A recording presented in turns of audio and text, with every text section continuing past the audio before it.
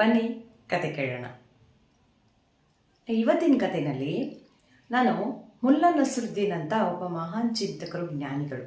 ಆದರೆ ಅವ್ರು ಏನಾದರೂ ಹೇಳಬೇಕು ಅಂತಂದರೆ ಅದನ್ನು ತುಂಬ ಒಂದು ಹಾಸ್ಯಮಯ ರೀತಿಯಲ್ಲೋ ಅಥವಾ ಬೇರೆ ಏನೇನೋ ನಿದರ್ಶನಗಳನ್ನು ಕೊಡೋದ್ರ ಮೂಲಕನೋ ಆ ವಿಷಯವನ್ನು ಮಂದಟ್ಟು ಮಾಡಿಸ್ತಾಯಿದ್ರು.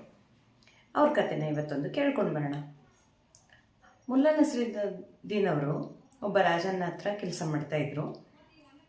ಆ ರಾಜ ಒಂದ್ಸಲ ದರ್ಬಾರ್ ನಡೆಸಬೇಕಾದ್ರೆ ಅವರ ಆಸ್ಥಾನದಲ್ಲಿ ಒಬ್ಬ ಬಡ ಒಂದು ವ್ಯಕ್ತಿ ಏನೋ ತಪ್ಪು ಮಾಡಿರ್ತಾನೆ. ಅವನಿಗೊಂದು ಶಿಕ್ಷೆ ಕೊಡಬೇಕಾಗಿರುತ್ತೆ ಬಡ ವ್ಯಕ್ತಿಗೆ. ಸರಿ, ಅವನಿಗೇನು ಶಿಕ್ಷೆ ಕೊಡೋದು ಅಂತ ತನ್ನ ಆಸ್ಥಾನದಲ್ಲಿರೋರಿಗೆ ಚರ್ಚೆ ಮಾಡ್ತಾನೆ. ಆಗ ಅವ್ರು ಹೇಳ್ತಾರೆ, ಇದು ಚಳಿಗಾಲ ಇದೆ ಮತ್ತು ನಿಮಗೆ ತುಂಬ ದೊಡ್ಡ ಶಿಕ್ಷೆನೂ ಕೊಡೋದೇನು ಬೇಡ, ನೀವೇನು ಮಾಡಿ ನಮ್ಮ ಉದ್ಯಾನವನದ ಹತ್ತಿರ ಇರ್ತಕ್ಕಂತಹ ಕೊಳದಲ್ಲಿ ಇವನನ್ನು ಇಡೀ ರಾತ್ರಿ ಕುತ್ತಿಗೆವರೆಗೂ ಆತನ ಮುಳುಗಿಸ್ಬಿಟ್ಟು ನಿಲ್ಲಿಸಿ, ಇಡೀ ರಾತ್ರಿವರೆಗೂ ಅವನಿಗೆ ನಿಲ್ಲಿಸ್ಬೇಕು ಅಂತ ಒಂದು ಶಿಕ್ಷೆನ ಹೇಳ್ತಾರೆ. ಸರಿ, ಅವನನ್ನು ಉದ್ಯಾನವನದ ಕೊಳಕ್ಕೆ ಕರ್ಕೊಂಡು ಹೋದರು.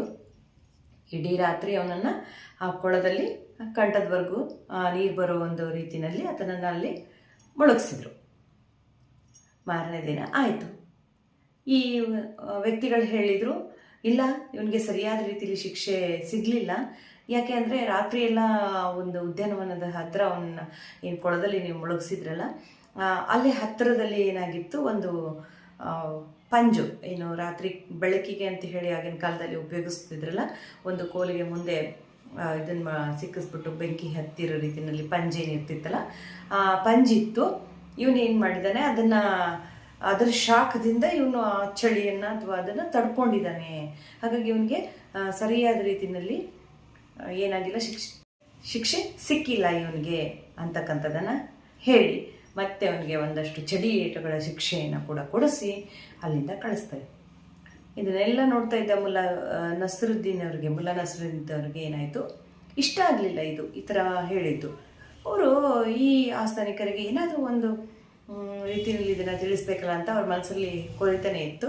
ಅವ್ರು ಏನು ಮಾಡಿದರು, ಆ ಒಂದು ಆಸ್ಥಾನಿಕರು ಏನಿದ್ರಲ್ಲ, ಒಂದು 4 ಜನ, ಅವ್ರಿಗೆ ತಮ್ಮ ಮನೆಗೆ ಊಟಕ್ಕೆ ಕರೆದ್ರು. ನೀವು ಇಂತಿಷ್ಟು ಸಮಯಕ್ಕೆ ನೀವು ಊಟಕ್ಕೆ ಬರಬೇಕು, ನಮ್ಮ ಮನೆಗೆ ಆಹ್ವಾನ ಇದೆ ನಿಮಗೆ ಅಂತ ಹೇಳಿದರು. ಇವರು ಒಳ್ಳೆ ಊಟ ಸಿಗುತ್ತಲ್ವ ಹಾಗೆ ಅಂತ ಅಂದ್ಕೊಂಡು ಹೋಗ್ತಾರೆ. ಅಲ್ಲಿ ಮುಲ್ಲಾ ನಸರುದ್ದೀನ್ ಅವರು ಹಾಲ್ ಹತ್ರ ಒಂದು ದೊಡ್ಡ ಕಡಾಯಿನಲ್ಲಿ ಪಾಯಸಕ್ಕೆ ಬೇಕಾಗಿರೋ ಎಲ್ಲ ಸಾಮಾನನ್ನು ಅದರೊಳಗೆ ಹಾಕ್ಬಿಟ್ಟು ಕೆಳಗಡೆ ಒಂದು ಸಣ್ಣ ಮೊಂಬತ್ತಿಯನ್ನು ಹಚ್ಚಿರ್ತಾರೆ ಬೆಂಕಿಗೋಸ್ಕರ. ಅಂದರೆ ಅದು ಅಡುಗೆ ಬೇಯಬೇಕಲ್ವ, ಅಡುಗೆ ಆಗಬೇಕಲ್ವ, ಅದಕ್ಕೋಸ್ಕರ ಸಣ್ಣ ಮೊಂಬತ್ತಿನ ಹಚ್ಚಿರ್ತಾರೆ. ಆ ಪಾಯಸದ ಸಾಮಾನುಗಳನ್ನು ಹಾಕ್ತಾ ಕಾಯಿ ಹಿಡ್ಕೊಂಡು ಇರ್ತಾರೆ.